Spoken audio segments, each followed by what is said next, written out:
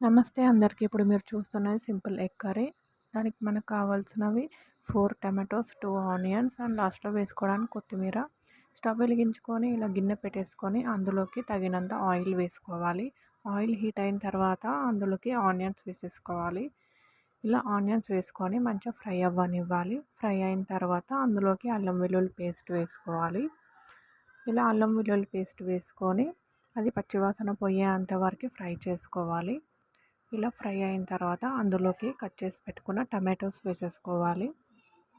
ఇలా వేసుకున్న తర్వాత అవి కొద్దిసేపు మగ్గనివ్వాలి. ఒక 2, 3 నిమిషాలు మగ్గిన తర్వాత ఇలా మిక్స్ చేసుకొని మూత పెట్టేసుకొని ఒక 2, 3 నిమిషాలు మగ్గనివ్వాలి. ఇలా మగ్గిన తర్వాత ఒకసారి మిక్స్ చేసుకొని అందులోకి కారం, పసుపు వేసేసుకోవాలి. కారం, పసుపు వేసుకొని మిక్స్ చేసుకున్న తర్వాత అందులోకి తగినన్ని వాటర్ వేసుకోవాలి.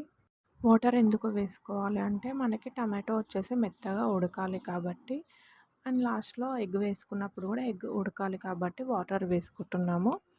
ఇలా వాటర్ వేసుకొని కొద్దిగా ఉడికిన తర్వాత అందులో తగినంత సాల్ట్ వేసుకోవాలి. సాల్ట్ వేసుకున్న తర్వాత ఒక చిన్న టీ స్పూన్ గరం మసాలా వేసేసుకోవాలి. అదే స్పూన్‌తో హాఫ్ ధనియా పౌడర్ వేసేసుకోవాలి. ఎక్కువ వేసుకోకూడదు. ఇలా మిక్స్ చేసుకున్న తర్వాత కొద్దిసేపు ఉడకనివ్వాలి. ఉడికిన తర్వాత అందులోకి ఎగ్స్ కొట్టి వేసేసుకోవాలి. ఎగ్స్ కొట్టి వేసుకున్నాక మూత పెట్టుకొని ఒక 5 మినిట్స్ ఉడకనివ్వాలి. ఉడికిన తర్వాత అండ్ మూత తీసాక ఇలా కర్రీ కొంచెం దగ్గరయ్యాక లాస్ట్‌లో కొత్తిమీర వేసేసుకుంటే అయిపోతుంది మన ఎగ్ కర్రీ.